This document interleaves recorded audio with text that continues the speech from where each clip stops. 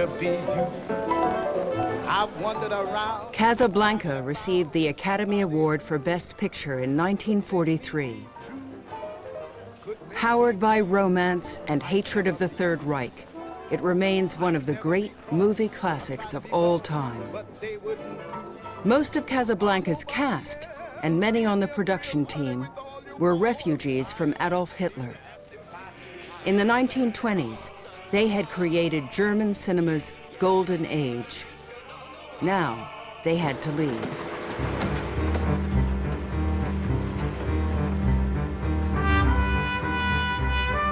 In the years between 1933 and 1940, more than 800 film professionals fled Nazi Europe for Hollywood.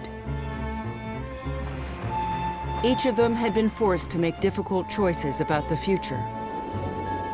Where to go? How to make a living? How to fit in? How to be an artist in another land?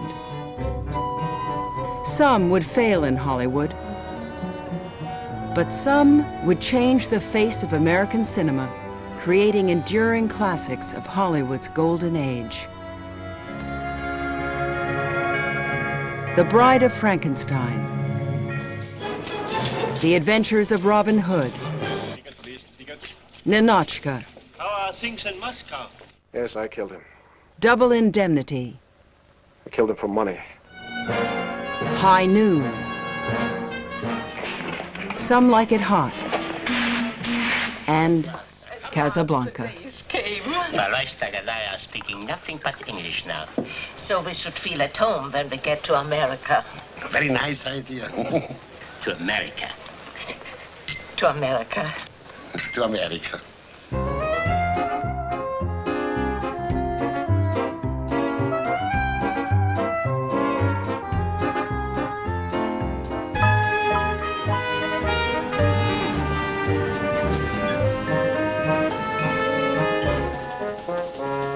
In the years following World War I, Berlin was the cultural capital of Europe, a wonderland of avant-garde art and culture.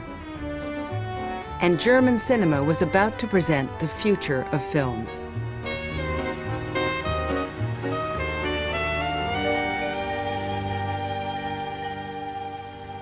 In 1920, a single motion picture became the talk of Europe. The Cabinet of Dr. Caligari.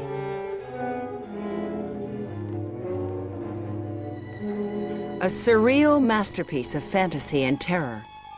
Nothing like this had ever been seen before.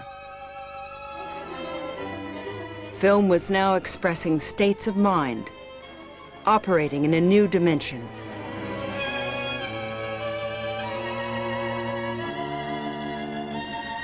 The Cabinet of Dr. Caligari marked the beginning of what would come to be known as the golden age of German cinema.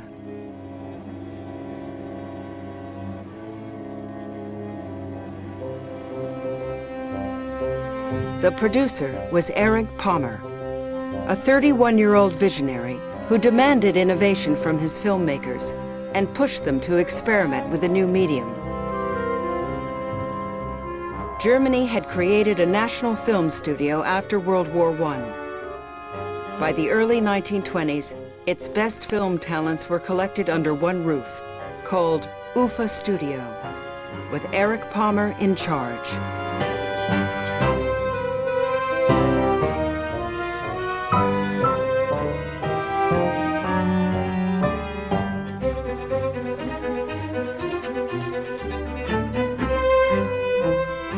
Pommer recruited the top directors. Film pioneer Joe Mai, famous for making popular box office entertainments. Ernst Lubitsch, the man who first put German cinema on the world map. And Fritz Lang, a true talent, said Pommer, making a serious attempt to develop a new style of motion picture. When I started this business, I was very close to a man whom you maybe know by name, Erich Pommer.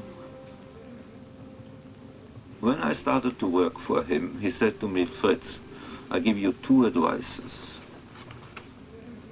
If you want to make motion pictures, you have to learn the ways of the camera. Because with the camera, you are telling a story. Second advice, never start an affair with an actress.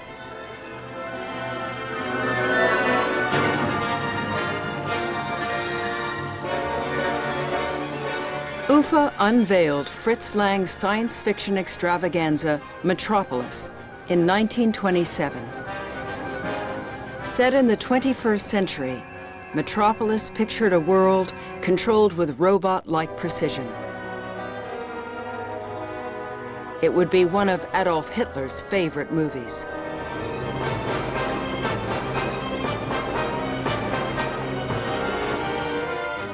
Metropolis showcased the world-class talent flourishing at UFA. You must remember that there was an early exodus from Europe, long before Hitler. American heads of studios, whether it was L.B. Mayer or Mr. Harry Cohn, they were sort of out trying to find original talent. And they would hire people and bring them to Hollywood. People like Lubitsch, people like Karl Freund. If there was an original mind, a picture maker with a slant that did not occur to the Hollywood people yet, they were hired and brought over. I think next to my Hollywood years, I would say my Berlin years from 1923 to 1933 were the best of my life. And it was all geared, more or less, to the arts. Be it film or theater or opera or exhibitions, it was all somehow in the air.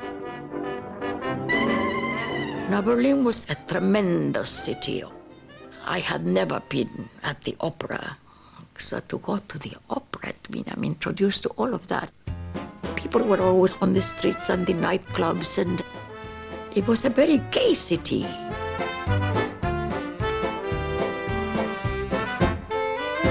Actress Lupita Kohner and her husband Paul, foreign sales agent for Universal Studios, had recently moved to Berlin from Los Angeles. Every Hollywood studio had an office in Berlin. Germany was a lucrative film market.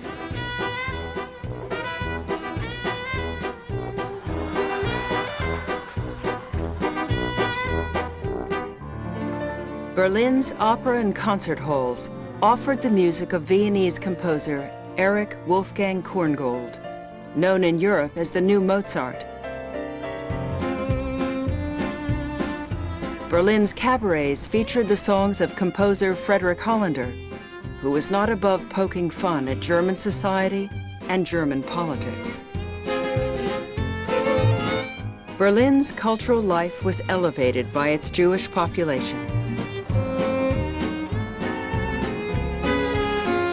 1% of Germany's total citizenry, they comprised 5% of Berlin's inhabitants, holding positions of prestige in commerce and especially the arts.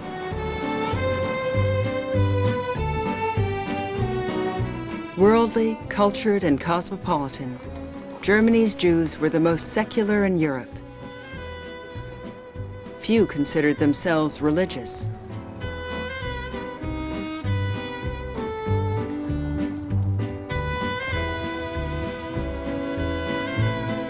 Rudy Fair grew up in Berlin, an amateur jazz player considering a musical career.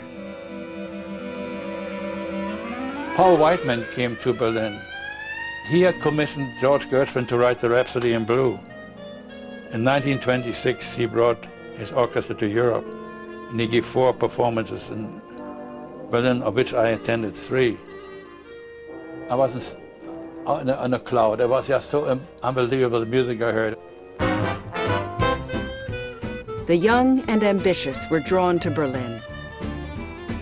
Many of them aspired to careers as actors, writers, and directors in the film industry.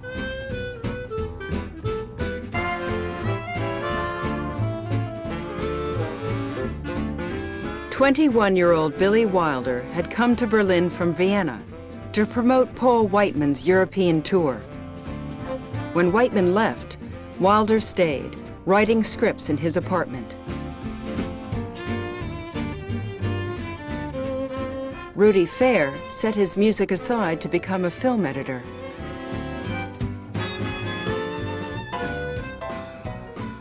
Henry Koster flirted with acting before starting to write screenplays at age 20.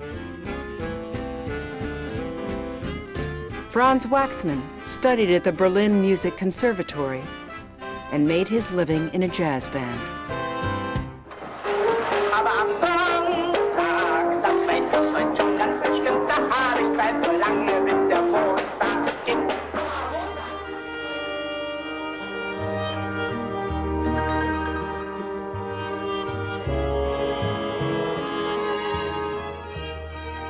In the fall of 1929, Billy Wilder and aspiring filmmakers Robert Siodmak, his brother Kurt Siodmak, and Edgar G. Ulmer met in a local Berlin cafe and decided to make a movie together. Part documentary, part drama, People on Sunday followed 4 young Berliners on a Sunday outing.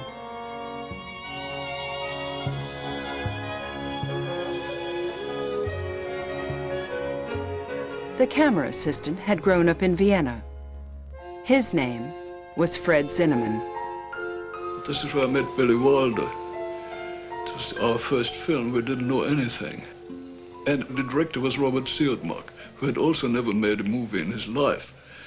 And the 4 of us, or 5 of us, tried to make a picture with amateur actors and no money.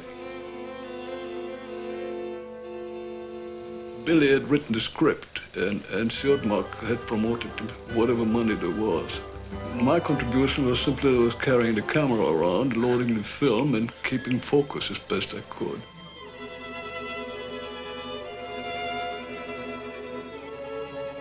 People on Sunday is an astonishing motion picture.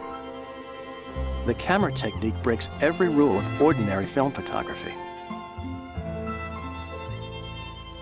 This film is revolutionary.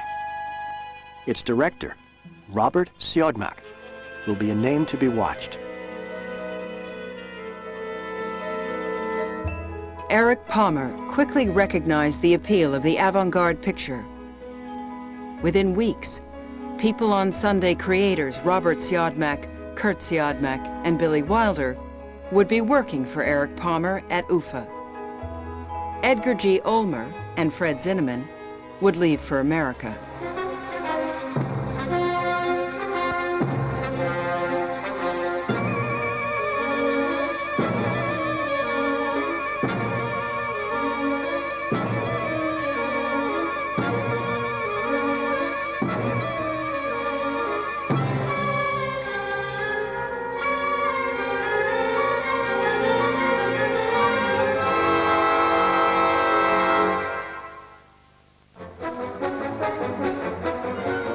Asphalt was one of the last pictures produced by Eric Palmer in Germany's silent era.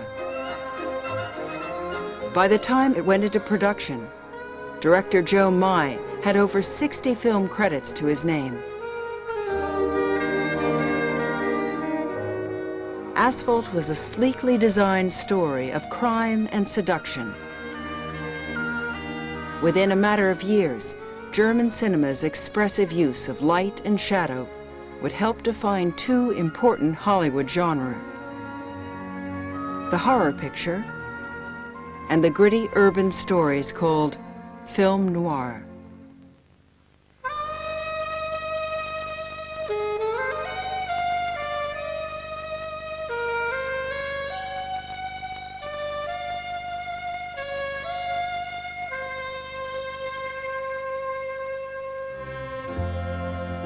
Joe Mai was a master of visual storytelling.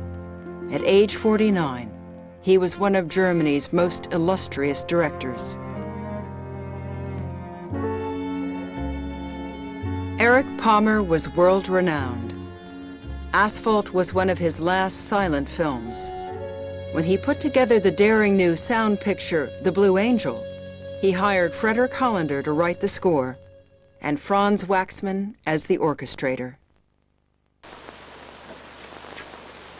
Film 701, Sternberg, Bau Dietrich, 195, Aufnahme 3. Jetzt aber falsch spielen, verstehst du? Dann gibt's einen Tritt. Wer wird denn weinen, wenn man auseinander geht, wenn an der nächsten Ecke schon... Palmer hired 28-year-old actress Marlene Dietrich for the female lead, opposite Emil Jannings, Germany's biggest star. Na, endlich bin ich wieder mein Verhältnis los. Ich bin von Kopf bis Fuß auf Liebe eingestellt, denn das ist meine Welt und sonst gar nichts. Das ist, was soll ich machen, meine Natur.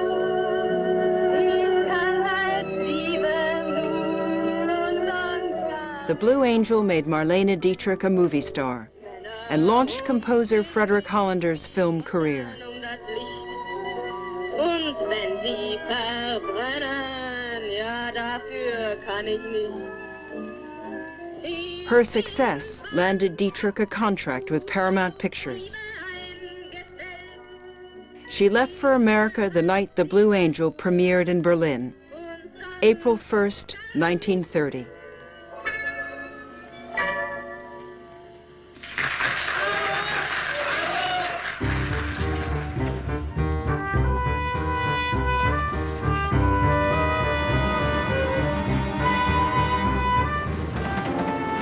By September, with financial depression sweeping Europe, unemployment in Germany was 18%, increasing allegiance to Adolf Hitler's Nazi Party.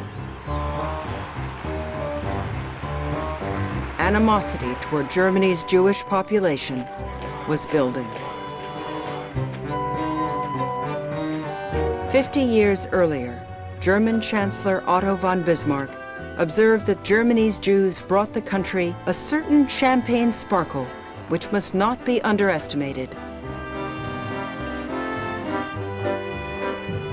Now, said Hitler, they were the cause of Germany's problems.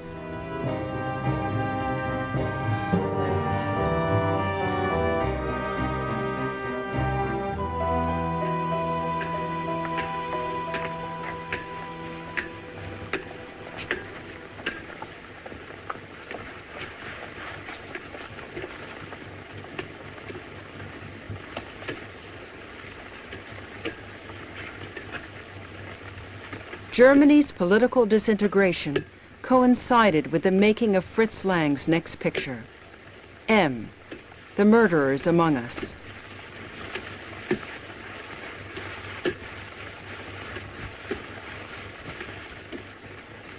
Du hast aber einen schönen Ball. Wie heißt du denn? Else Beckmann. Elsie! Elsie! Elsie! Elsie! Elsie! Schweine! Was wollt ihr denn von mir? Was wollt ihr denn von mir?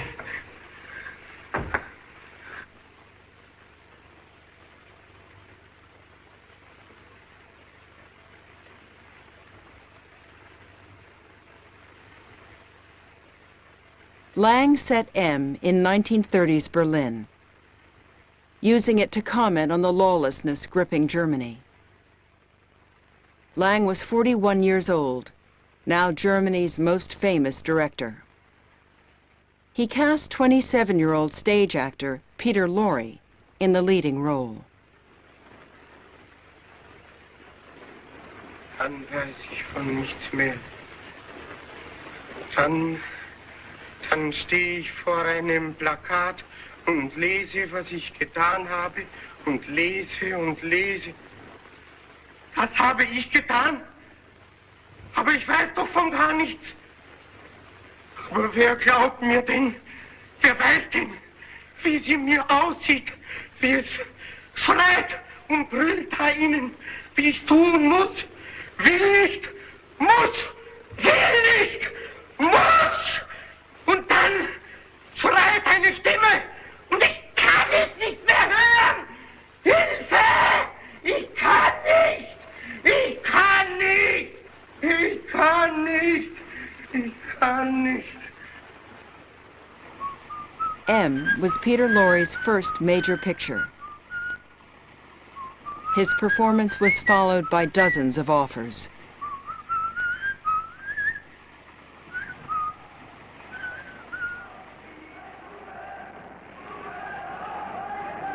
All of a sudden, everybody was a Nazi, Nazis everywhere. Like mushrooms that just came up, you know. Overnight, there's a swastika flag in every window, except ours. We didn't realize the seriousness of it.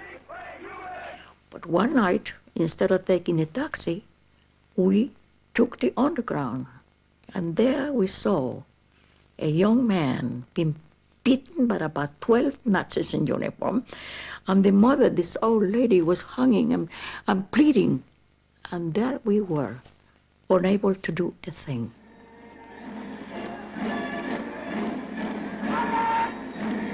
On January 30th, 1933, Adolf Hitler became Chancellor of Germany.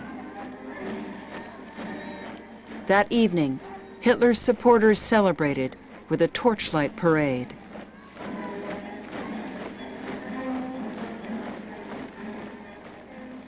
"28-year-old Henry Koster was walking to dinner that evening. The highly regarded writer of romantic comedies had recently completed his first directing assignment. That was a terrible night. We had a regular table in a restaurant where we all met after we came from the studio. I went over to my table, and the others asked me not to sit down. They were worried that they'd sit down with a Jewish director. I couldn't believe that.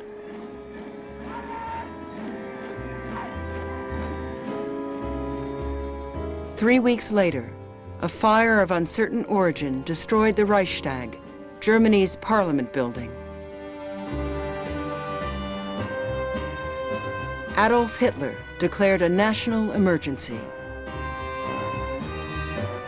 He sent opponents of his Nazi regime to newly created concentration camps and established martial law. Thousands were arrested, tortured, and beaten. 51 were murdered.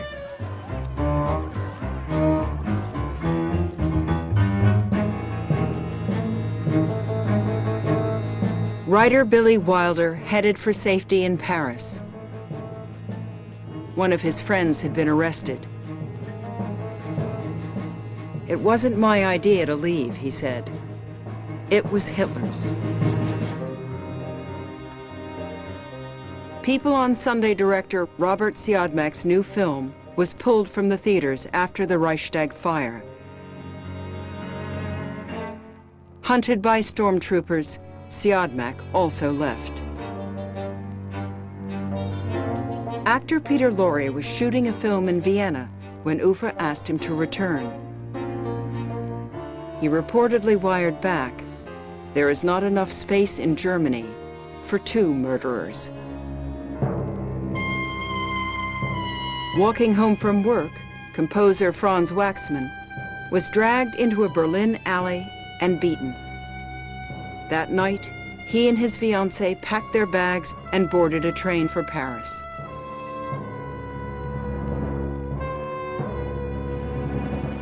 Waiting to withdraw his money at the bank, director Henry Koster fought with an SS officer. Koster fled the bank and rushed to the train station.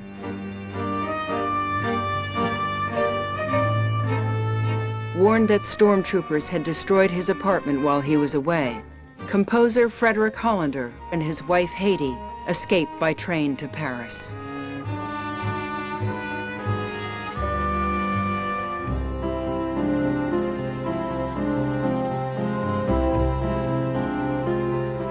Just one block from the Arc de Triomphe, Hollander, Laurie, Waxman, and Wilder took rooms at a refugee hotel. Hollander described the rooms as small but dirty, dirty but cheap. Henry Koster was a few streets away.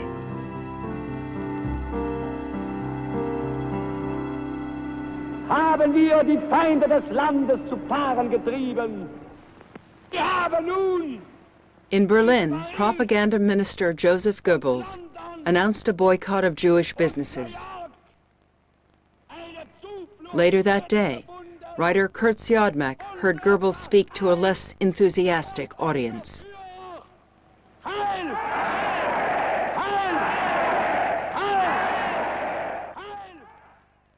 I went to the Berlin Kaiserhof Hotel on Dr. Goebbels' invitation.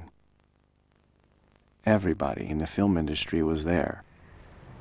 Fritz Lang, Joe Mai, lots of writers and producers, also Eric Palmer. Goebbels announced that he was taking over the film industry. He said, "The world is not as it is pictured in the brain of a Jewish film director." Then he mentioned the films he admired. 12 pictures, and 11 were made by Jews. The UFA board of directors met the next day, and targeting their highest profile Jewish employees, fired them. In the course of an hour, UFA lost many of its best talents, including producer Eric Palmer.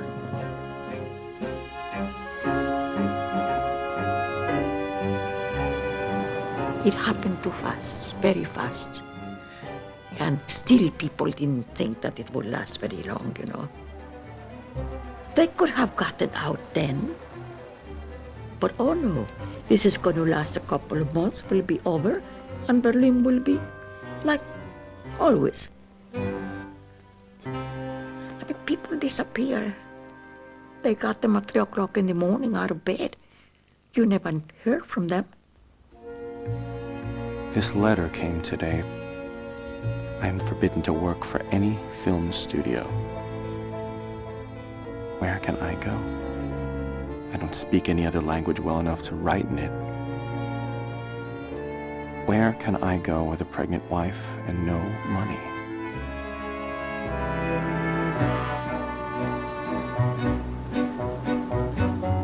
In the days, weeks, and months that followed, the men and women who had created German cinema's golden age would flee into exile.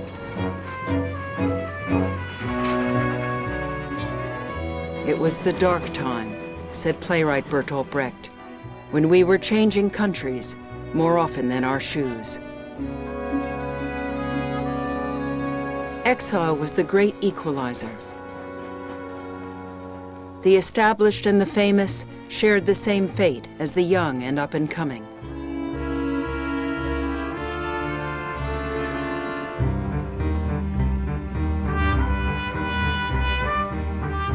Most of the exiles were Jewish.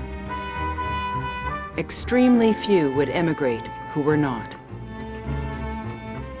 Composer Frederick Hollander would start a novel, Those Torn from Earth. The train had left the suburbs of Berlin, its speed increasing. The train swayed. The wheels babbled. It's no use. It's no use. It's no use. It's no use. The train tore. Flew around the curves. Stations signaled by flowing lights. The iron bars screeched.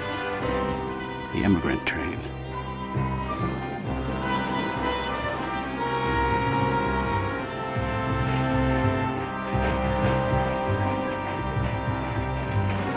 Those leaving Germany were allowed to carry only a small sum of money.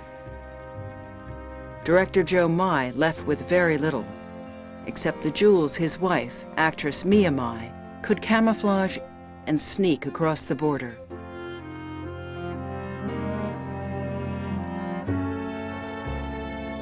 Director Fritz Lang's latest film was banned as a threat to law, order, and public safety.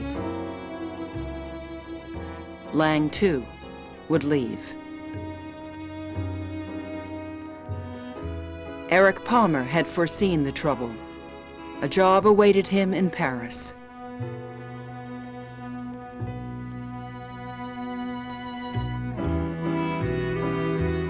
Fear. Nothing is more alive than fright. Common, ordinary fright.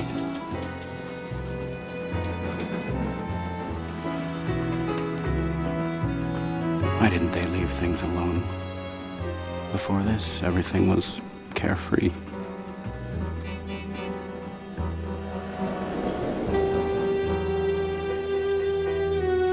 Many of those forced from Berlin would flee to Paris.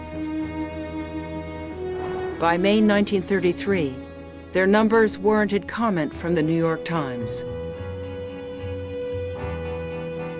So much turbulent political water has flowed by in recent weeks that a flood is about the only way to describe it. And it has washed up the German film industry very efficiently. Money was tight. Their German bank accounts had been frozen. Couriers brave enough to smuggle large sums across the border were hard to find. 22-year-old Lupita Kohner was one of the few. She would accompany her husband Paul on his business trips and smuggle cash to waiting refugees.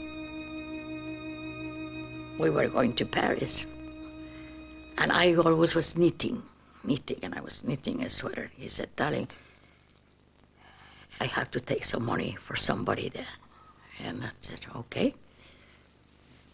I put the money and all the wool around it, you know.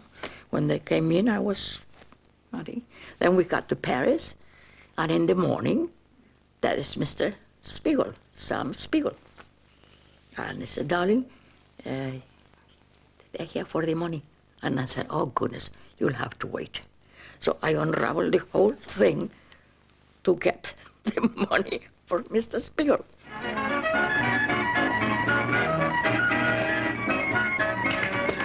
Eric Palmer had been hired by Fox Europa, an American film company. He put 3 pictures into production and hired his former UFA employees to work with him.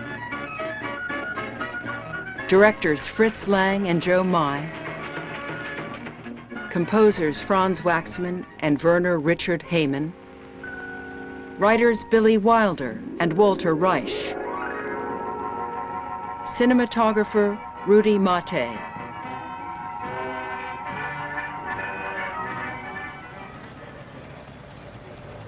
The city was flooded with exiles from the Germans. By now, the Exiles' screen credits had been removed from their pictures in Germany. From Paris, they would relocate to London and Vienna. A lucky few received offers from Hollywood. Director Joe Mai was one of the first to arrive in Los Angeles.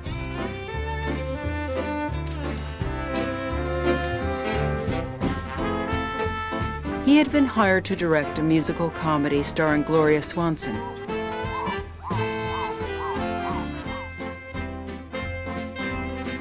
But the movie failed at the box office.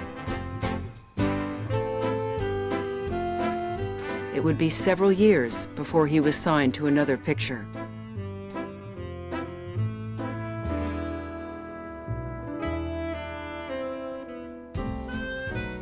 But he did find Billy Wilder a job, convincing Columbia Pictures to buy one of Wilder's stories. Wilder left for America in January 1934. He chose a British line to begin learning the language. He rented a room from Joe and Mia Mai. Other refugees would find temporary lodging at Marlene Dietrich's. By the summer, Eric Palmer and Franz Waxman were on their way to America. Composer Frederick Hollander had left the year before.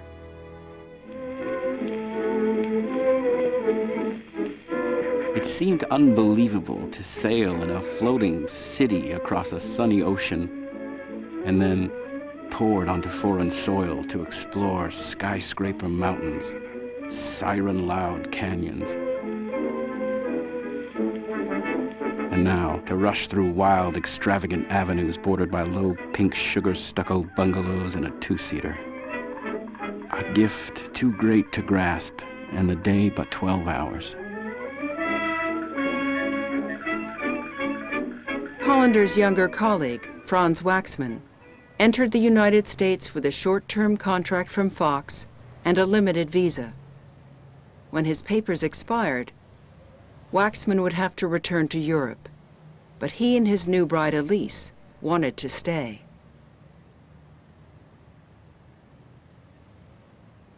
People began to arrive who were refugees, who were in flight. And so it was kind of normal for my mother. Sunday was the day where nobody worked, so she would invite them to tea. Screenwriter Salka Vertel had arrived from Berlin in 1928. Her home in Santa Monica, blocks from the ocean, became a gathering place for Europe's exiles and Hollywood's film community. At one of her parties, Franz Waxman got the lucky break he needed, a job scoring Universal Pictures' The Bride of Frankenstein.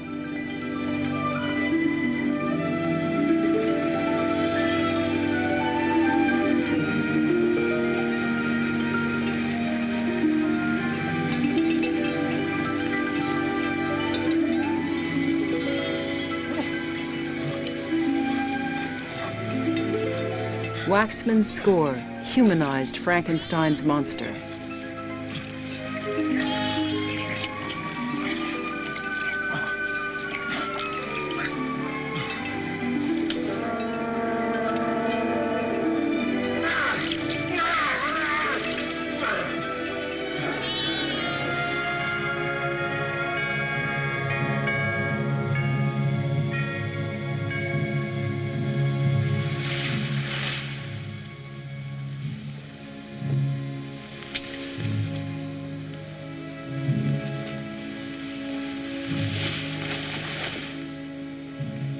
Music was the émigrés' first significant contribution to American cinema. Their scores added romance and intrigue, tension and humor.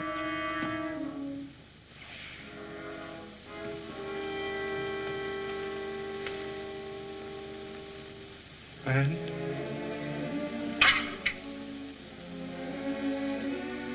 Friend?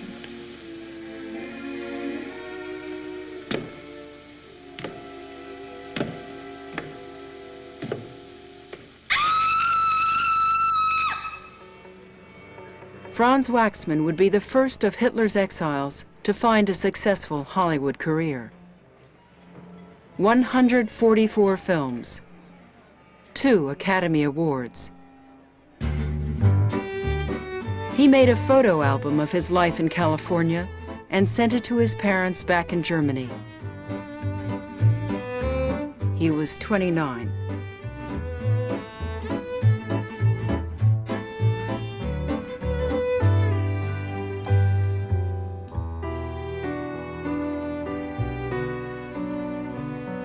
Director Fritz Lang was in his mid-40s. He was internationally famous, had arrived in Los Angeles with a contract from MGM, but the studio had no work for him.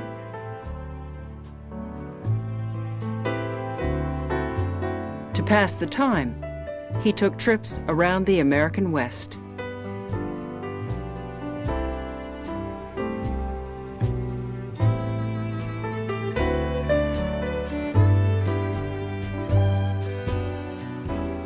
Lang had signed with the classiest studio in Hollywood. He submitted several story ideas, all of which MGM rejected.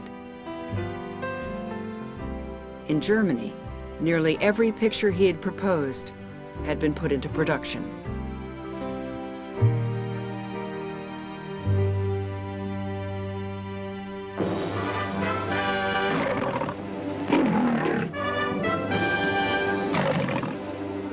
Finally, Fritz Lang would shoot his first American picture. Fury, starring Spencer Tracy and Sylvia Sidney, was the story of a man whose chance trip through a small town results in an accusation of murder. Lang had examined mob rule in his German pictures. Here, those concerns were Americanized. Hey, jailer! Jailer, come here, will you? Hey, jailer! Jailer! Fritz Lang had not been popular with film crews in Germany. His scripts dictated the actors' every move, every gesture. His productions were meticulously prepared. Every detail on the set, every camera angle, had to be arranged to his exacting specifications. We in Hollywood say that the script is a blueprint. I think a script is more. I think the director, the actor, the cameraman have to be servants on the script. I prepare my directions on the desk. I hate to change anything in the script on the stage. Generally, I'm not changing anything.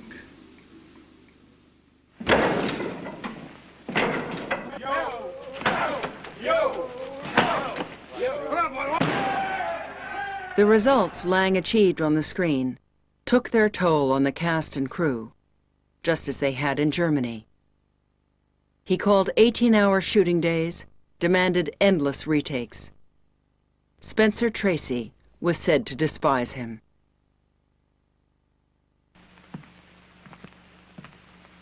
MGM fired Lang on the last day of shooting. He had made enemies. He had also goaded Spencer Tracy into his finest performance to date. Your Honor, I am Joseph Wilson. Keep your seat! Go on. I know that by coming here, I saved the lives of these 22 people. But that isn't why I'm here. I don't care anything about saving them. They're murderers. I know the law says they're not because I'm still alive, but that's not their fault. And the law doesn't know that a lot of things that were very important to me, silly things maybe, like a belief in justice, and an idea that men were civilized, and a feeling of pride that this country of mine was different from all others. The law doesn't know that those things were burned to death within me that night. Lang continued to alienate the producers who hired him. It would take him 5 years to accommodate himself to the hierarchy of Hollywood's studio system.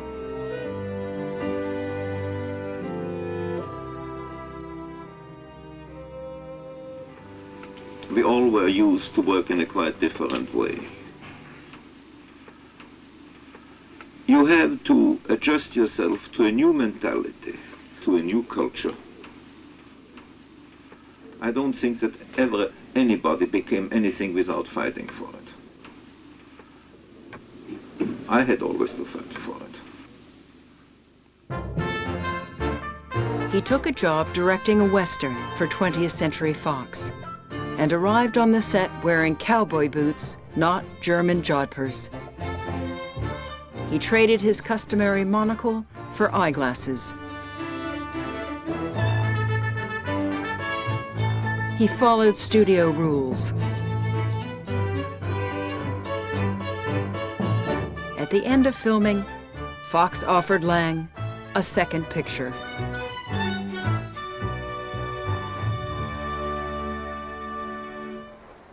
Composer Frederick Hollander had left a successful 20-year music career behind. He wrote his ex-wife back in Berlin.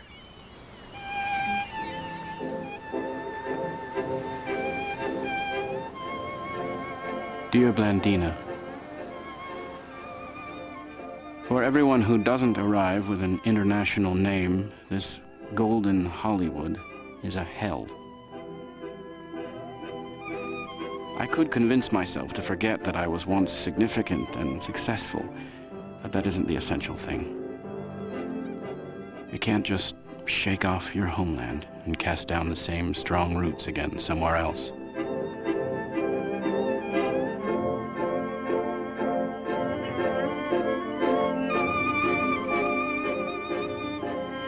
I never fought so hard, even when I started at the very beginning for the first time.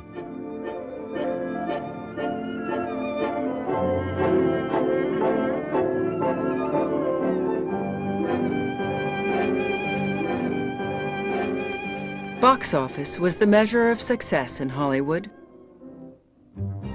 The studio executives, many of them immigrants from Germany and Central Europe, put few exiles under contract, hiring only those who could increase their earnings at home and overseas.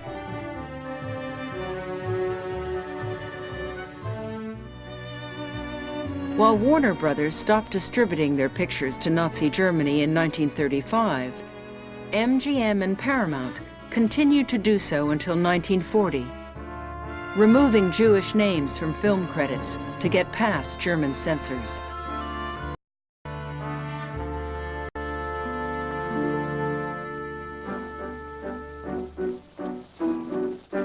Marlene Dietrich was now in the process of becoming an American citizen.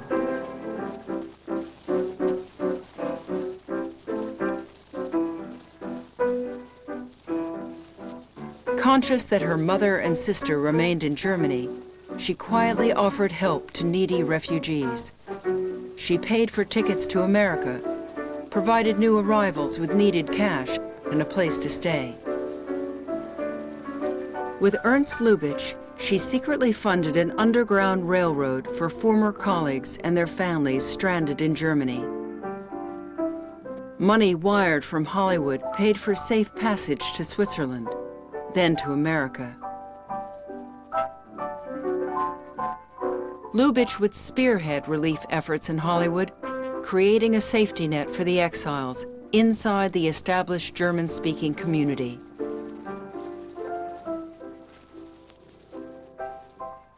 Paul Kohner, now a talent agent in Los Angeles, pushed the studios to give jobs to the recent arrivals. He and his wife Lupita raised money to help them settle in. They left everything behind. All their belongings, everything left behind. All your possessions. You cannot just take it and go. It's not the same as you go by choice on a visit and you like to stay. But these people force. I remember one lady says, "Oh, this ewige Sonne." They even miss the winter, the cold, the snow. They said, it's always summer here, you know. It came as a complete change. Film editor Rudy Fair had arrived in the spring of 1936. I had worked in London before, I had worked in Vienna, any place where I could work, but I felt that I had to go to a place where I can make a living, because once Hitler is in, he's going to be in for a number of years. So I went to America, and I arrived in New York on May 1st, 1936. It was a beautiful experience. I cried like a baby when I saw the Statue of Liberty. I really did. It was wonderful.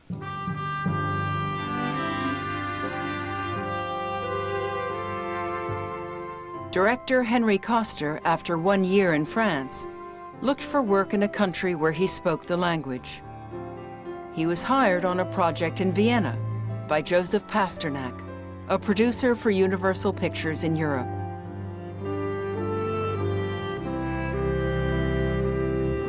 The film featured another Berlin exile, the well-known Hungarian comic actor S.Z. Sakal.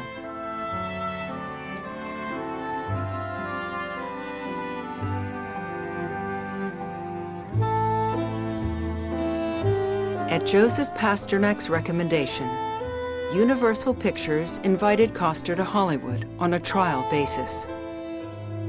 The timing was fortunate.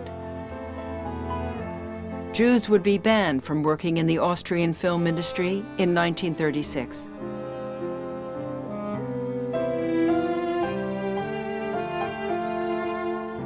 Koster and his wife Kitty joined the Pasternaks for the journey to Los Angeles. German cinema's outcast filmmakers were arriving in America, including the star of M.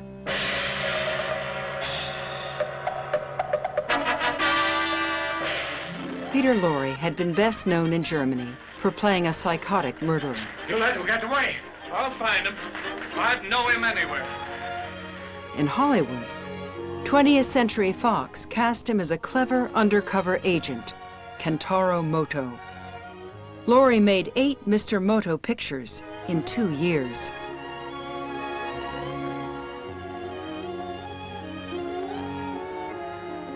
When the series had run its course, director John Huston selected Lorre for a featured role in the film Lorre would consider one of his best, The Maltese Falcon. Will you come in, Mr. Cairo?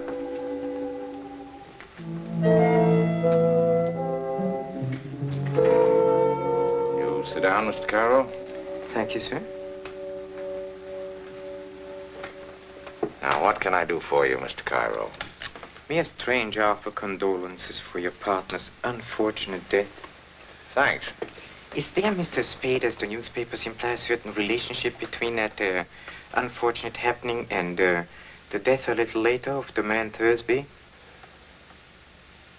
I beg your pardon, no. More than idle curiosity prompted my question. See, Mr. Spade, I'm trying to recover ornament that, shall we say, has been mislaid. Uh-huh. I thought and hoped you could assist me. The ornament is a statuette. Black figure of a bird. I am prepared to pay on behalf of the figure's rightful owner the sum of $5,000 for its recovery. I am prepared to promise that, what is the phrase? No questions will be asked.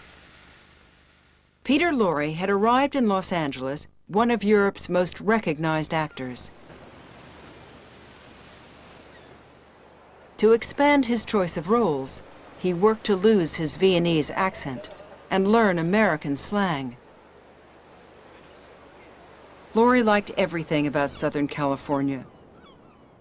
The parties on the beach, the casual lifestyle, the people, the climate. For other exiles, the Hollywood culture, or lack of it, had come as a shock.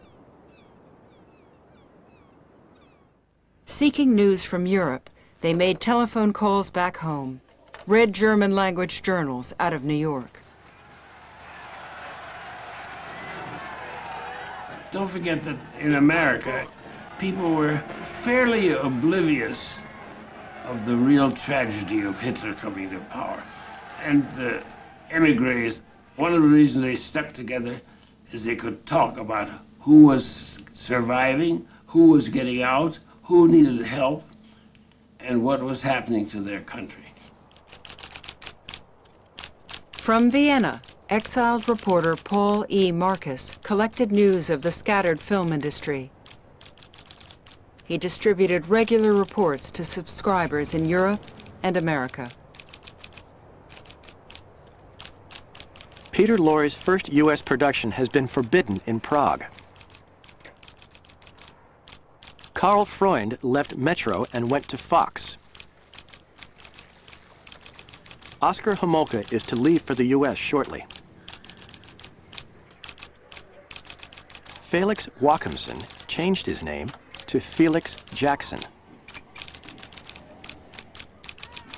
Walter Reich is going to America at the beginning of next week.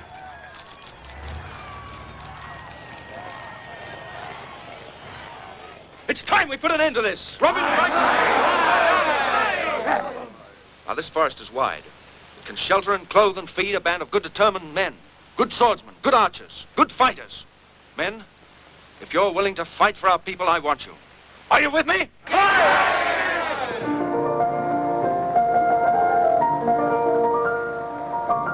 Viennese composer Erich Wolfgang Korngold traveled frequently between Europe and America. He was an acclaimed composer for opera and orchestra in Vienna.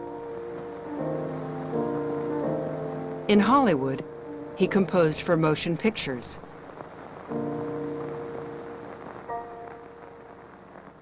In the fall of 1938, Warner Brothers invited Korngold to Hollywood to score The Adventures of Robin Hood. He went to screen the film and then refused. "I am not a musical illustrator for a 90% action picture," he said. Oblivious to politics, he decided to return to Vienna.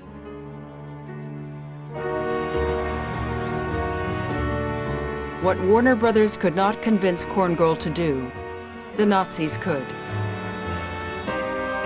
While he was packing, Austria came under Nazi control. The Korngolds would stay in California. The Third Reich did not wait long to seize Korngold's house and ban his music. His lyricist threw himself out a window. His children's pediatrician committed suicide with an overdose of pills. "We thought of ourselves as Viennese," said Korngold's wife, Lucy. "Hitler made us Jewish." From this night on, I use every means in my power to fight you.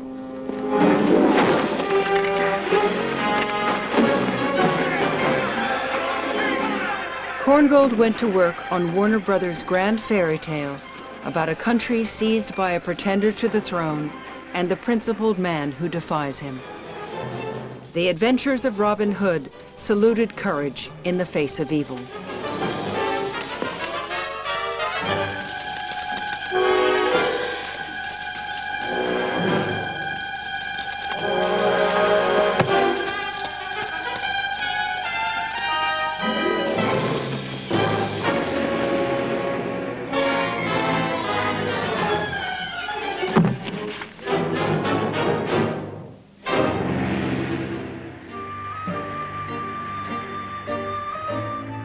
In Europe, Hitler expanded his territory, convincing many more film professionals to leave for Hollywood. Actors Hedy Lamarr, Paul Henreid, and Felix Bressart. Composers Ernest Gold and Hans Salter. Cinematographers Rudi Mattei and Franz Planner.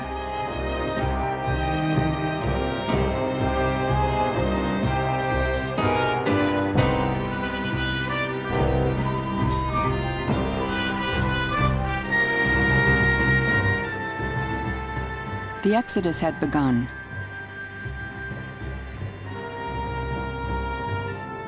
There was not a day that I did not get letters asking for help, and I besieged my American friends for affidavits.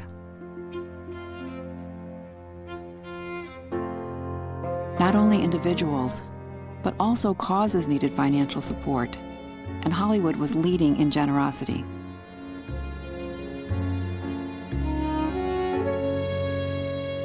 We had a thing which was founded by Lubitsch and by an agent by the name of Paul Kohner. It was called the European Film Fund. And the idea there was that whoever had a job gave a certain percentage of what he got by the week into that kitty, and we helped the ones who could not get the job. The European Film Fund was founded, and every European that was working, they gave part of the salary to the film fund. And of course, Mr. Lubitsch, he was the big name, but the hard work was done by Paul, who went to every studio and begged them to give these people a contract for 6 months.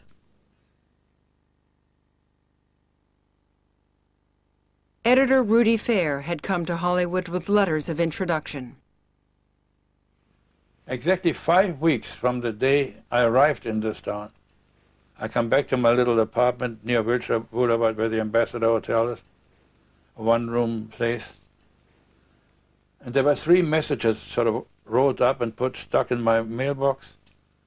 Call MGM, call Fritz Lang at United Artists, call Henry Blanke at Warner Brothers, all in 1 hour, because Metro was the place to work.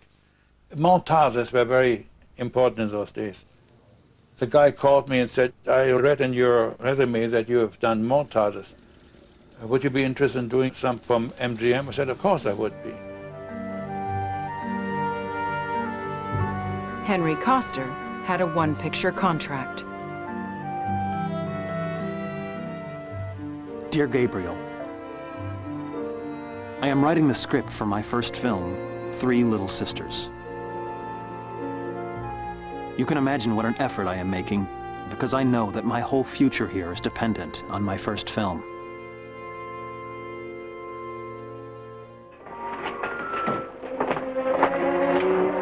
There he is. Where? Over there. Oh, are you sure? In the gray suit. Daddy. Daddy!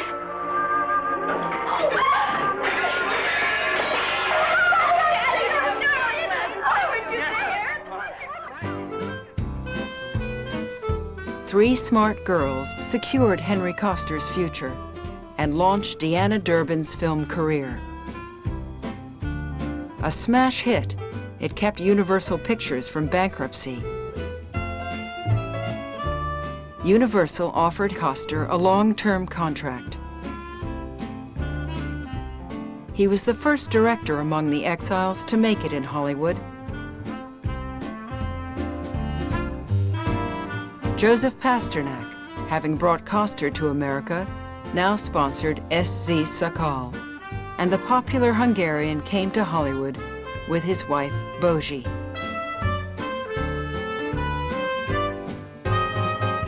Dear family, in my last letter, I told you about our safe arrival. Now, I'd like to write about the lovely party at Joe Pasternak's home. The garden was crowded with Hollywood notables, actors, writers, journalists of both sexes. The greatest surprise for me was to see Joe's own private swimming pool.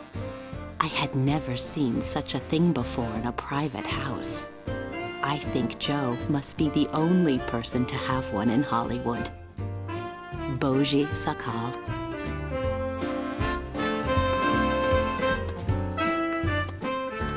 Thanks to the German-speaking community, arriving exiles were introduced into the Hollywood mainstream.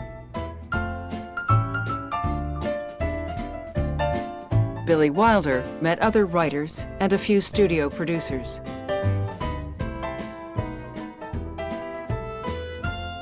The more his English improved, the more he could share his sense of humor. After 2 years, he had his first contract, writing for the most successful Berliner working in Hollywood, director Ernst Lubitsch.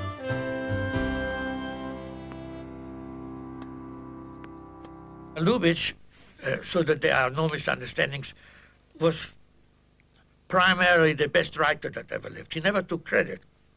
And he would sit with us for 4 hours, and by the time he was through inventing new things or showing us the direction in which to go, it was a whole different and 10 times as good a scene as what you started with. This man with a very heavy accent, much thicker than mine, that he was a specialist in dialogue. And that's what it was all about.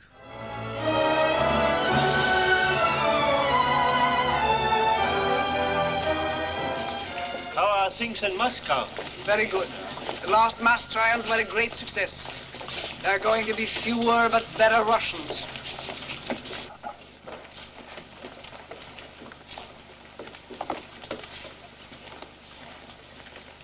What's that?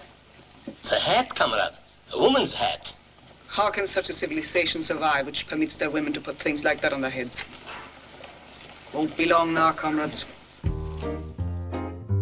Lubitsch loaded a Notchka with emigre talent. Greta Garbo's 3 Russian comrades were Jewish actors from Germany and Austria.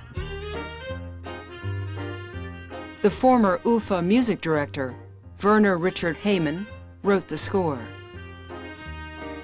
Billy Wilder was on the writing team. Ninotchka was his 9th writing credit in Hollywood.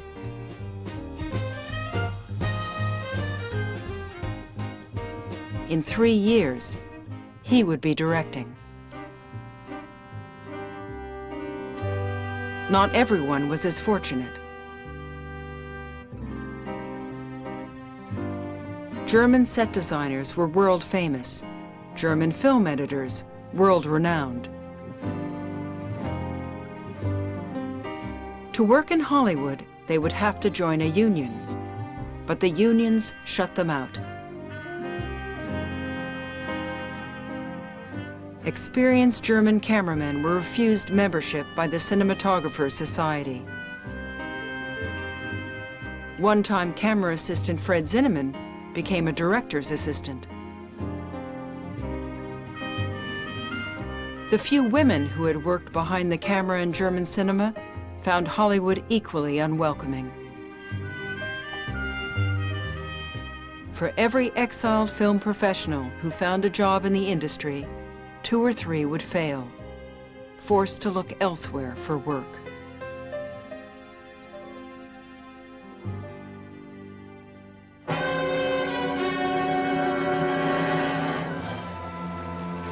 Many of those who did receive contracts had their start with low-budget B pictures.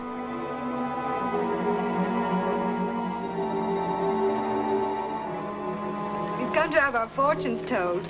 Can you really read the future? I will not disappoint you, my lady.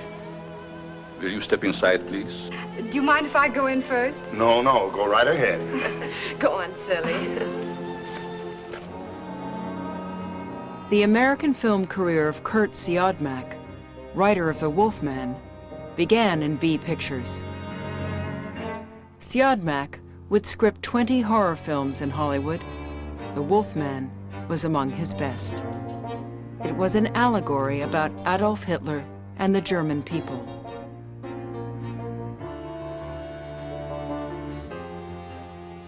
Take this charm, the pentagram, the sign of the wolf. It can break the evil spell. Evil spell. Pentagram, Wolfbane.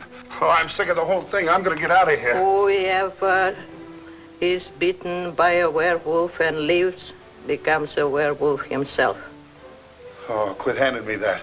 You're just wasting your time. The wolf bit you, didn't he?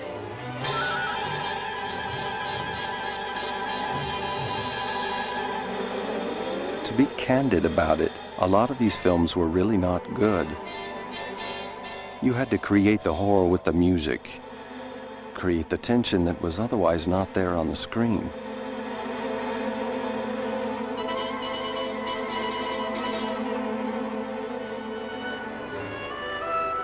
The Exiles contributed a distinctive style to the horror genre. Cinematographer Karl Freund had paved the way, introducing German lighting and camera techniques.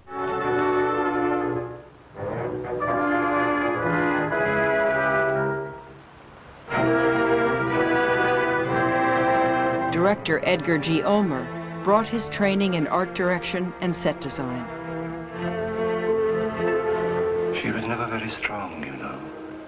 The Cabinet of Dr. Caligari had not been successful at the American box office, but these pictures were. And why is she like this? Is she not beautiful? I wanted to have her beauty always.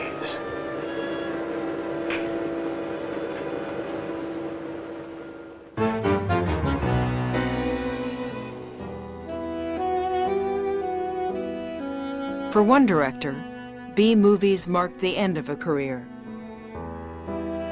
Joe Mai never was able to accommodate himself to the Hollywood system. Well, he was too difficult. He was very stubborn. He was a big shot in Europe, and, you know, they were like gods then. And he could not adjust. During his first years in Hollywood, Mai had contributed to the European Film Fund. Now, he was a recipient. Mai quit the film business. He opened a Viennese restaurant with funds raised from the Exile community. His wife, Mia, having lived a life of privilege in Berlin, was the cook. I think it was very rough on the women. All these ladies were ladies of leisure. They were out, they were entertaining, and they had lots of help. Now they came here. It must have been very hard and very, very lonely for them, you know. You cannot always adjust. If you are young, it's a different thing. But this was people not so young anymore that had had everything. Actress Hedy Lamarr had come to Hollywood in 1937. She claimed to have escaped Vienna in the middle of the night, disguised as her maid. In Paris, Louis B. Mayer offered her a contract, and the former Heidi Kiesler arrived in America as Hedy Lamarr. She was quickly cast in her first Hollywood picture, opposite Charles Boyer. Want to dance?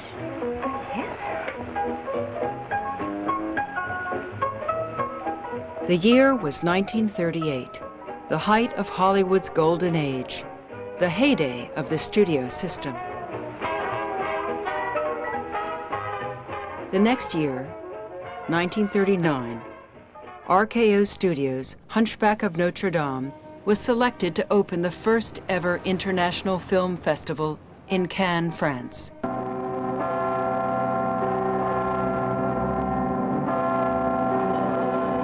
It would be the only picture screened in Cannes that year. When news arrived that Hitler had invaded Poland, the festival was canceled.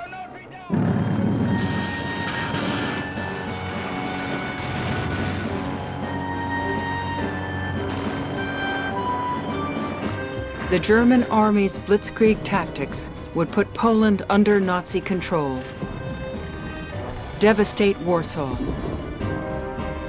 and bring Europe into war.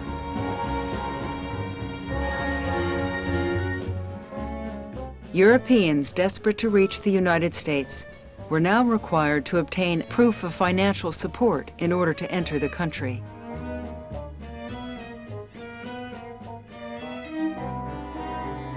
Paul and Lupita Kohner sponsored former colleagues. Eric Wolfgang Korngold took responsibility for so many refugees, the authorities finally rejected him as a sponsor. Franz Waxman wrote a letter for a man he had never met, who had seen his name on a film credit.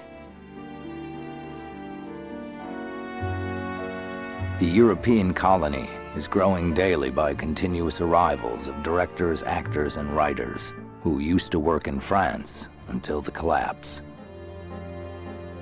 A lot is done for them by the various charity organizations, and you can imagine that you see here now more misery than ever before. Eric Palmer. Eric Palmer would himself struggle. To support themselves, Palmer and his wife hand-painted fine china for fancier shops in Los Angeles.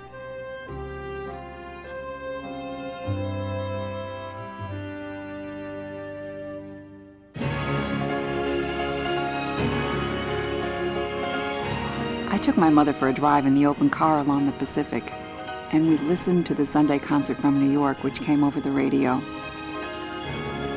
Arthur Rubinstein was just finishing the first movement of the Tchaikovsky Piano Concerto No. 1 when the broadcast was interrupted. And the announcer said that early in the morning, Japanese airplanes and submarines had attacked and sunk the American fleet in Pearl Harbor.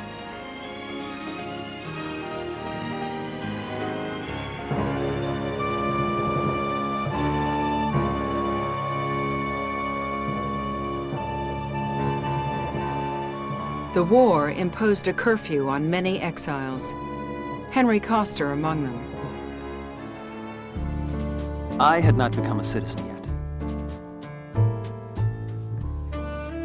As a consequence, I was not allowed to go out after 8 o'clock at night.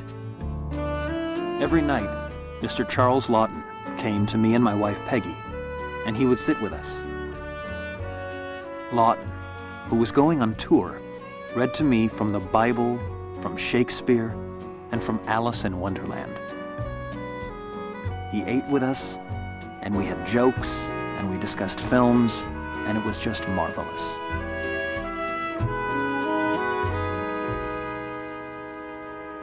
Those who had become citizens or came from occupied countries had more freedom. At the Hollywood Canteen, movie stars entertained troops on leave. To Marlene Dietrich went the honor of kissing the 1 millionth guest. Away from the canteen, Hedy Lamarr sold war bonds. Franz Waxman and Frederick Hollander became air raid wardens.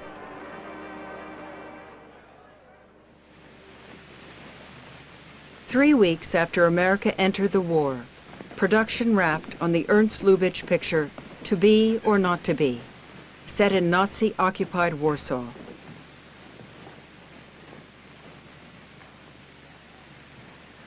To be or not to be.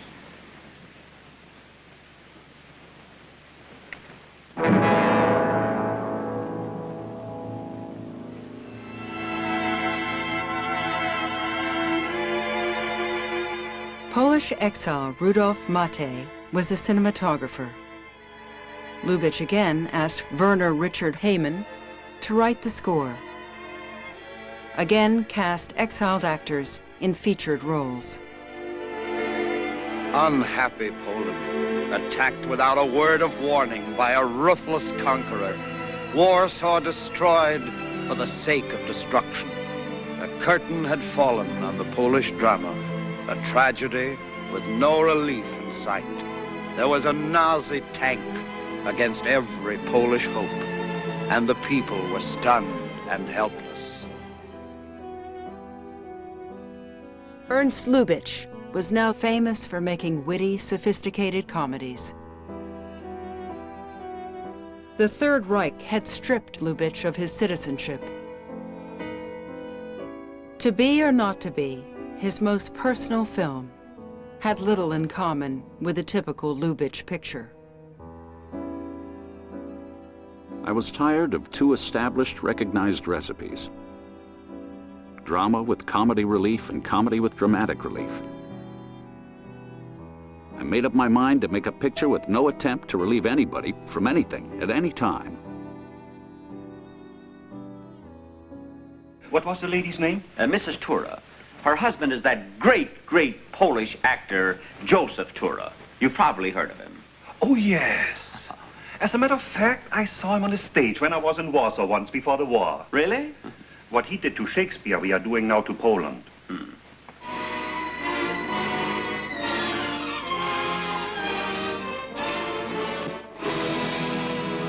Some months ago, various persons appeared in the federal courts of New York City. Warner Brothers had been the first studio to make an anti-Nazi film. Of the United States. Germans must save America from the chaos that breeds in democracy and racial equality. For exiled actors cast in Confessions of a Nazi Spy, playing Nazis and Gestapo officers was a cruel irony. It also meant work.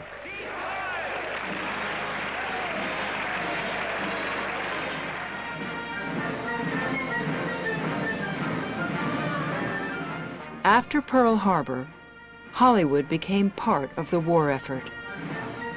Anti-Nazi films were now good box office. The studios would produce 160 anti-Nazi pictures during the war years. The Exiles worked on more than a third.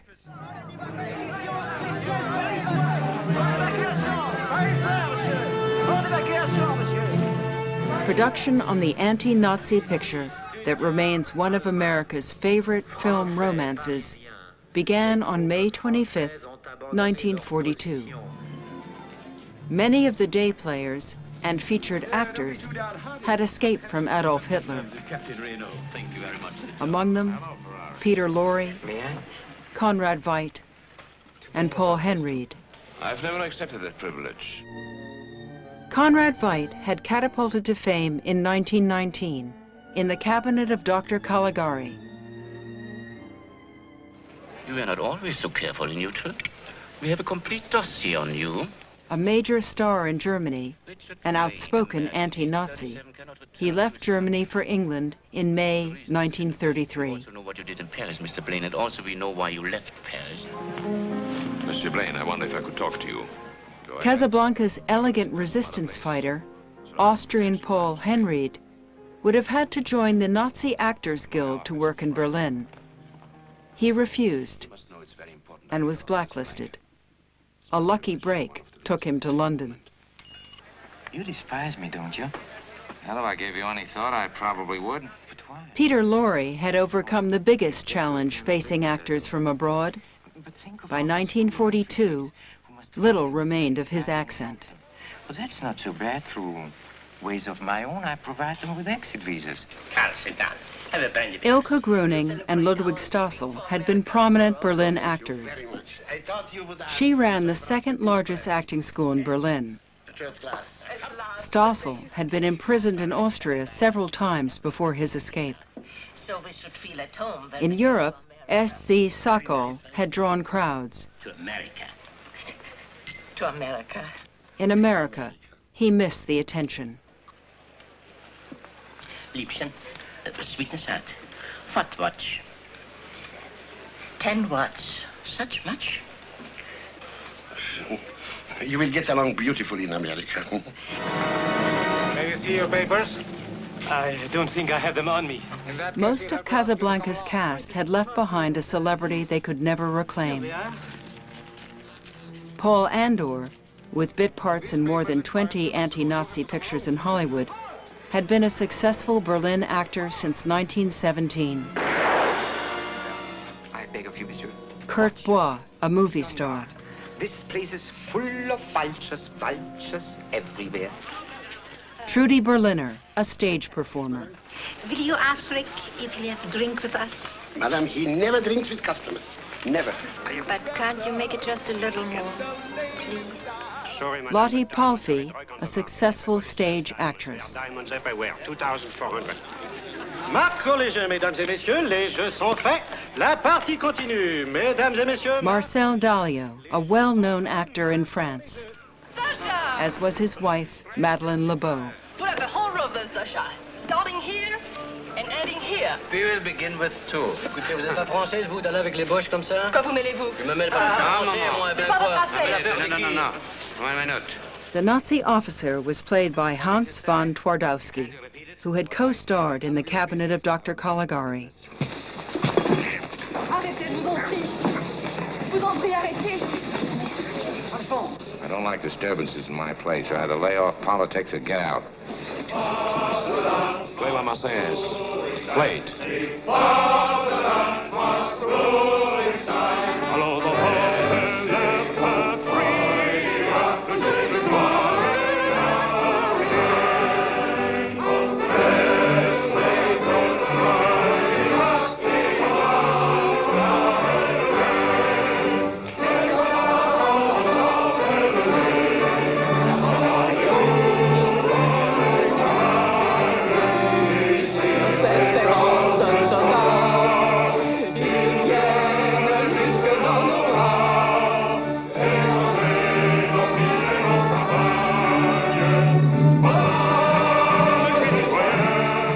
Casablanca's cast had come off the best stages and out of the best cinema in the world.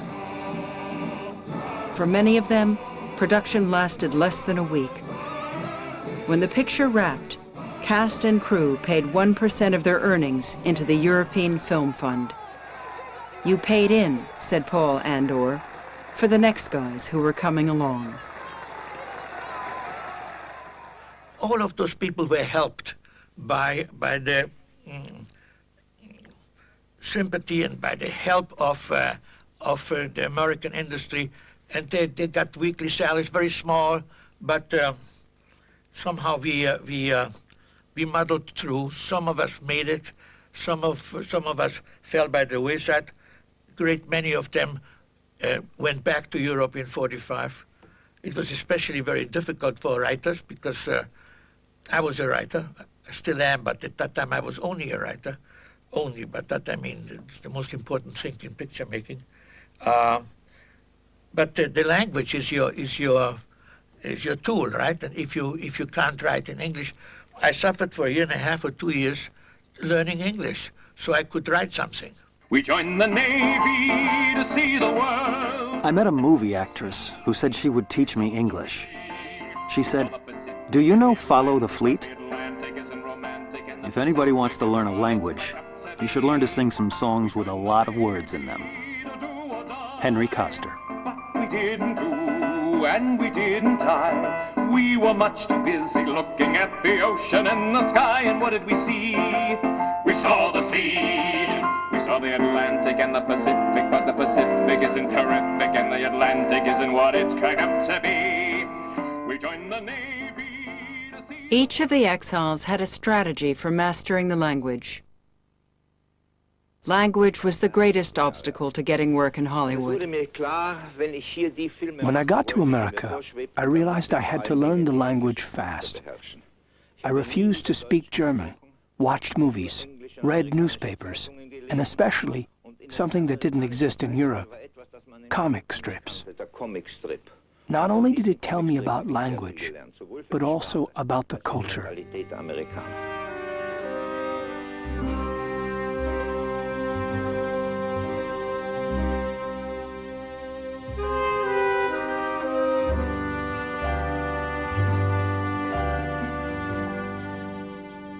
Some adapted more easily than others.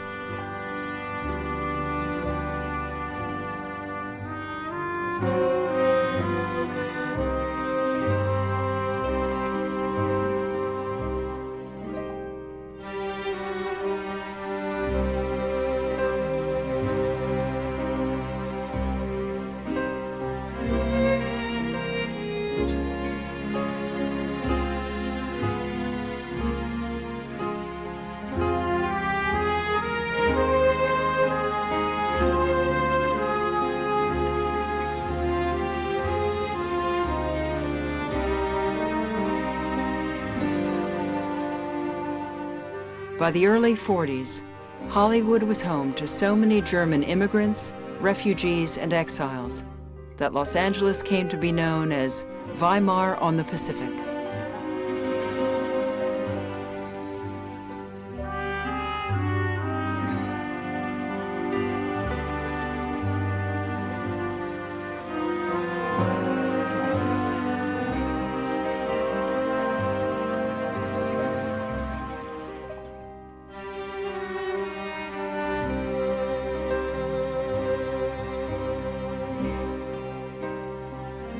The nicest thing is that no one is asking us if we are Jews or Christians.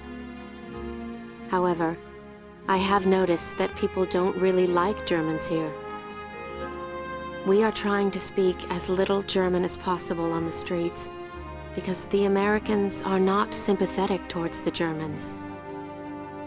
Kitty Coster.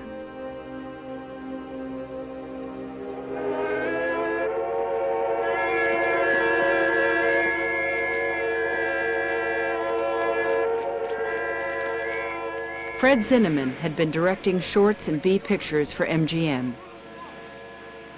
He received his big break in 1944. With The Seventh Cross, starring Spencer Tracy, he was placed on the A-list of Hollywood directors. Zinnemann had last seen his parents in 1932 in Vienna. In 1938, Oskar and Anna Zinnemann left Austria for Poland, believing they would be safer. For years, Fred Zinnemann had tried to get them out. He last heard from his father in August 1942. His mother in the summer of 1943.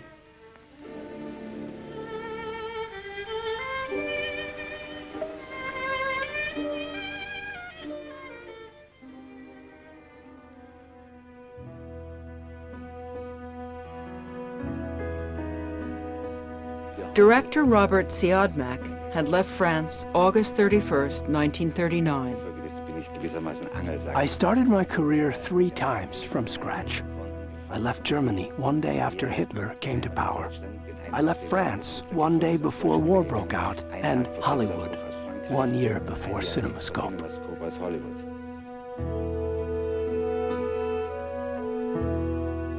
Before leaving France, Robert Siodmak had become one of the most successful directors working in Paris. With help from his brother Kurt, he found work in Hollywood. After directing several B movies, he received a 7-year contract with Universal Pictures. There, he made a string of films about the dark side of human nature.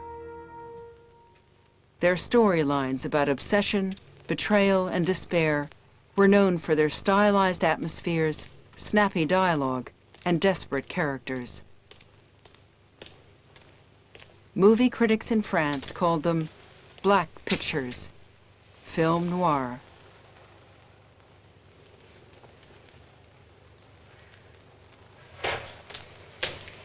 Film noir is considered a uniquely American genre, but it was very much the product of exiled filmmakers.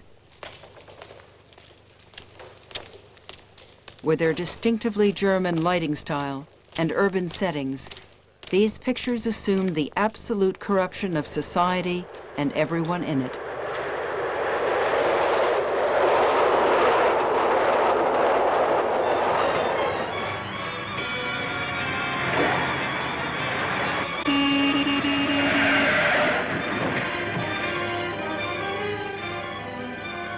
I killed Dietrichson.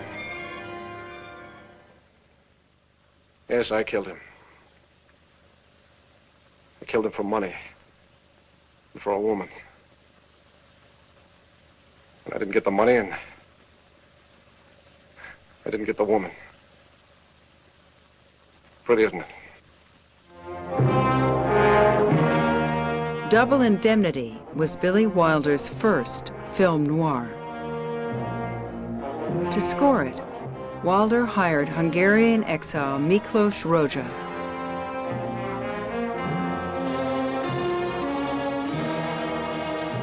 Paramount's music director called Rózsa to his office after hearing the score.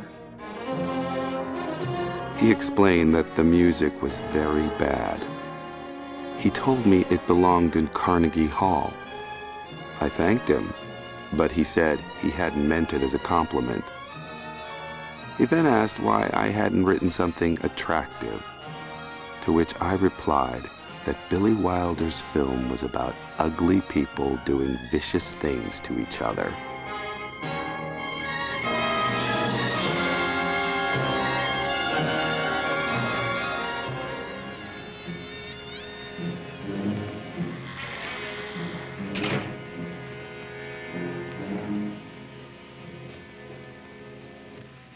Film noir was the Exiles' major contribution to American cinema in the 1940s. Practically every exiled composer and director had film noir pictures to his name. These transplanted filmmakers brought their industrial-grade cynicism about human nature to a genre of film that proved highly successful in the American marketplace.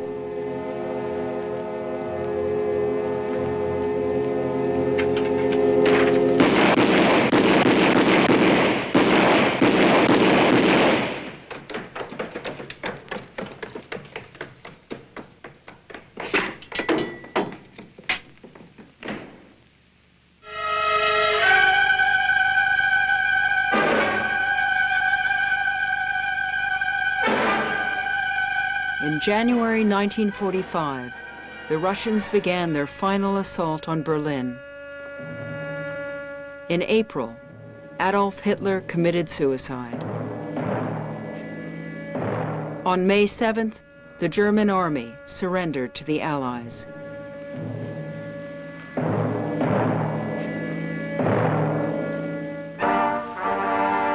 The United States Army hired Billy Wilder to document the horror of the Nazi concentration camps. Every exile had lost friends, family, or both. Billy Wilder lost 3/4 of his relatives, including his mother, in Auschwitz. Director Fred Zinnemann's parents were still waiting for visas when they were taken to the camps.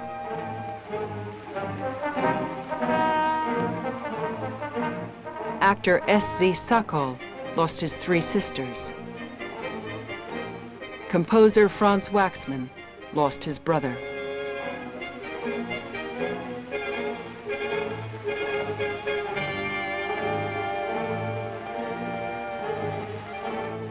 Actress Lottie Palfy's mother refused to leave Poland.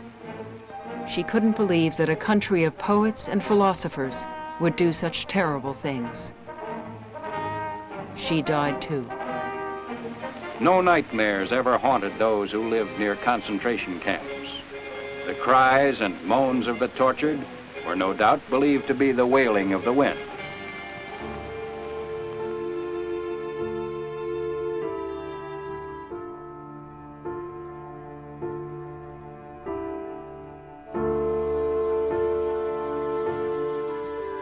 Playwright Bertolt Brecht wrote a verse for his friend Salka Vertel, who was mourning the loss of her brother. The next morning, he slipped the poem under her door.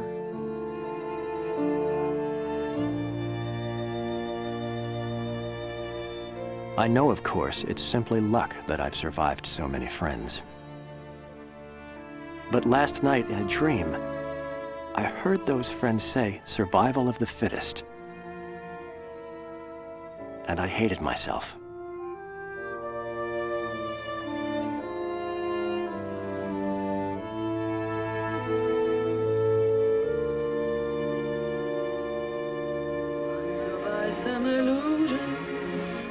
Billy Wilder had been in Berlin with the army after the surrender.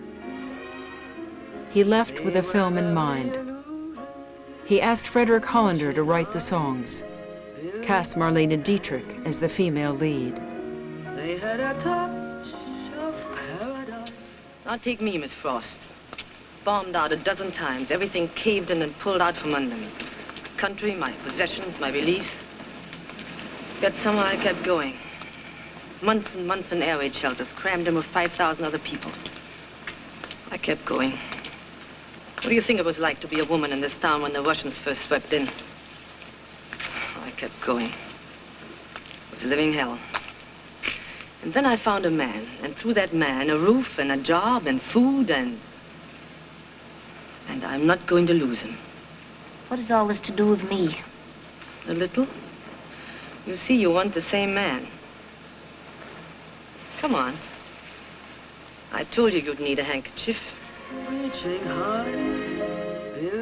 Coming from the outside made Billy Wilder, and I think Fritz Lang, made him see America with much more socially critical eyes.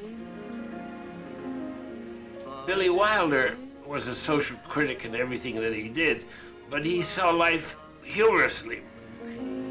Whatever his social criticism was, it was social criticism that you liked to look at, that you were seduced by. Just like you.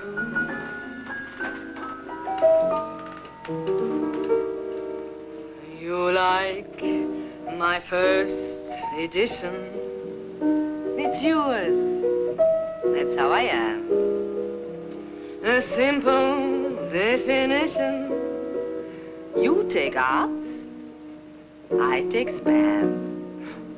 To you for your K-ration, compassion, And maybe an inkling, a twinkling of real sympathy. I'm selling out. Take all I've got.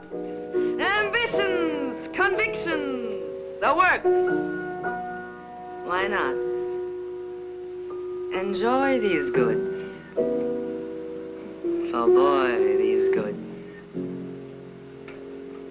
are hot.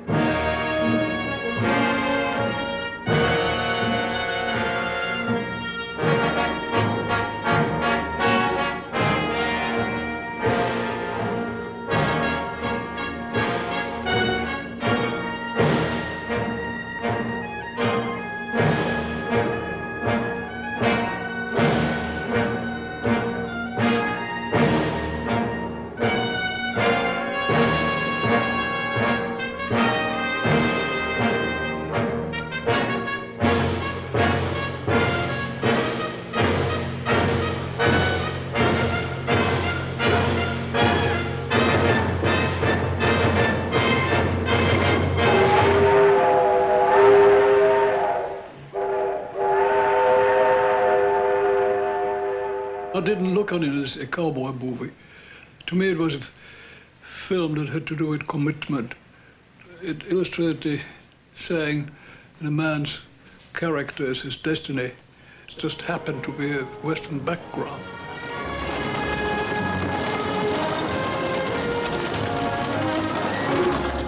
Why are you stopping? It's no good. I've got to go back, Amy. Why? This is crazy. I haven't even got any guns. Then let's go on. Hurry. No. That's what I've been thinking.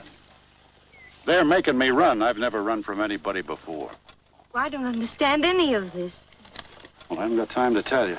Then don't go back, Will. I've got to. That's the whole thing. Fred Zinnemann made several pictures about conscience and character. High Noon, he said, was the film about a town where democracy had gone soft.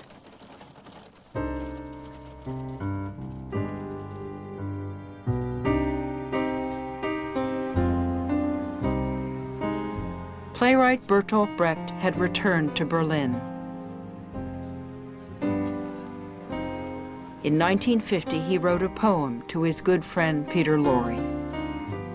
Listen, we are calling you back. Driven out, you must now return. The country out of which you were driven flowed once with milk and honey. You are being called back to a country that has been destroyed. And we have nothing more to offer you than the fact that you are needed. Poor or rich, sick or healthy, forget everything and come.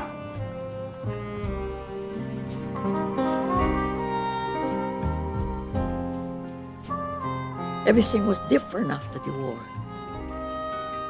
They had dreams of going back and the same life they were living, the same position.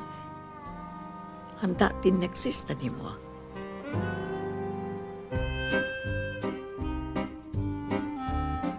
Most of those who had gone back to Berlin, like Peter Lorre, would return to Hollywood.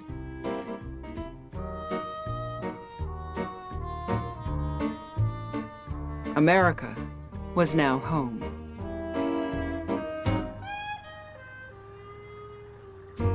For the most part, the Holocaust had not made them more religious.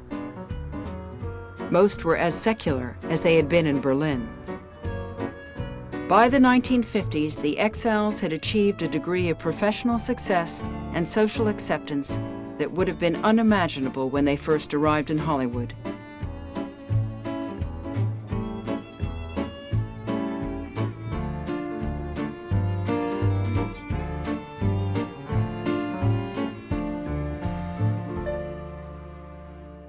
Well, anyway, I was walking down along the street, and I heard this voice saying, "Good evening, Mr. Dowd." Well, I turned around, And here was this big 6-foot rabbit leaning up against a lamppost. I thought nothing of that, because when you've lived in a town as long as I've lived in this one, you get used to the fact that everybody knows your name. Directed by Henry Koster, Harvey was nominated for 2 Academy Awards in 1951. In their careers, the Exiles would claim over 150 Oscar nominations and take home more than 20 Academy Awards. It's a wonderful experience to work on a good film. After Fritz's honor, the gentleman who runs the Academy comes to me and says, "Have you looked at the nominations yet?" I said, "No, look under editors."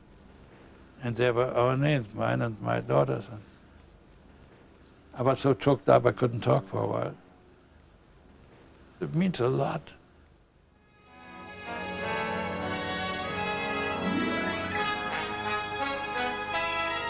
Fritz Lang was never nominated for an Academy Award, but his pictures, many of them urban thrillers about power and violence, made money.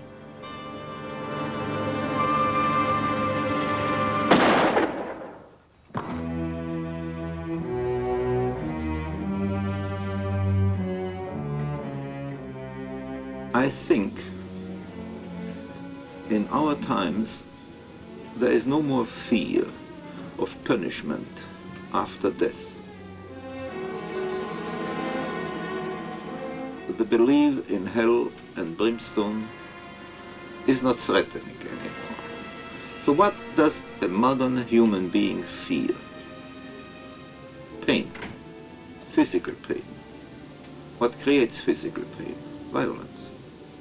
Therefore, violence has become a very important factor in writing a script.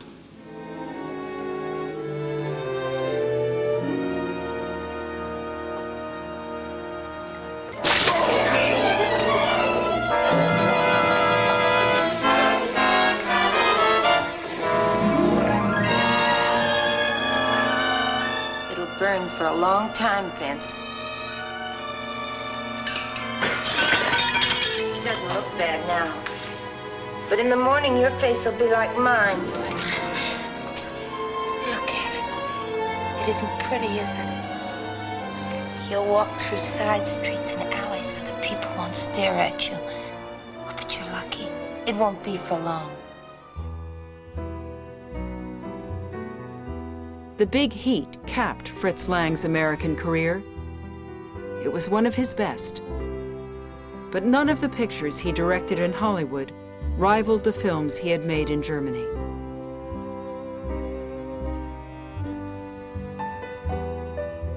I think there are people who assimilate more quickly than others.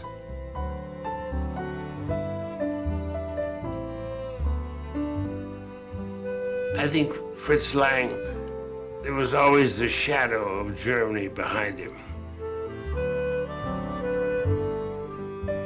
I think Billy Wilder fell in love with America. The bad parts and the good parts.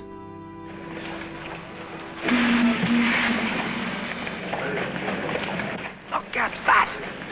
Look how she moves. That's just like Jell-O on springs. Must have some sort of built-in motor or something.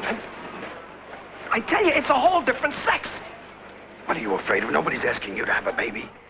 I like pictures which make the people sit up and notice. I just made pictures that I would have liked to see. And if I was lucky, it coincided with the taste of the audience.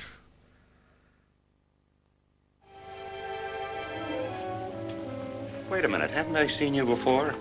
I know your face. Get out, or shall I call my servant? You're Norma Desmond. Used to be in silent pictures, used to be big. I am big. It's the pictures that got small. Uh-huh. I knew there was something wrong. Billy Wilder earned 23 Oscar nominations in his career and won 6 Academy Awards. His was the quintessential Exile story. In his 30s, he learned to work the Hollywood studio system. In middle age, he became it.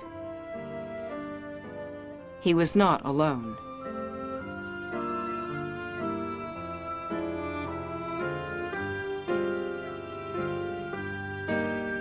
They were one of the largest groups of professionals forced into exile after 1933. Nearly 800.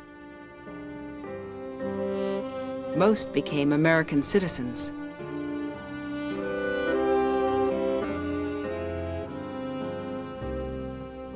Absent the Nazis, some would surely have migrated anyway.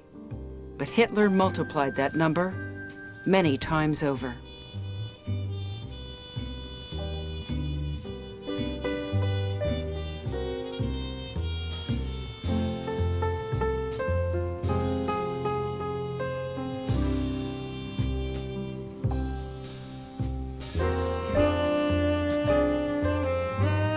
They moved into the American culture, and they gifted that culture with remarkable contributions to its cinema.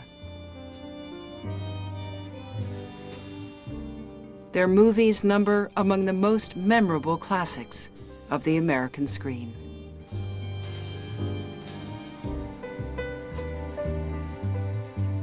You never forget where you were born or your childhood.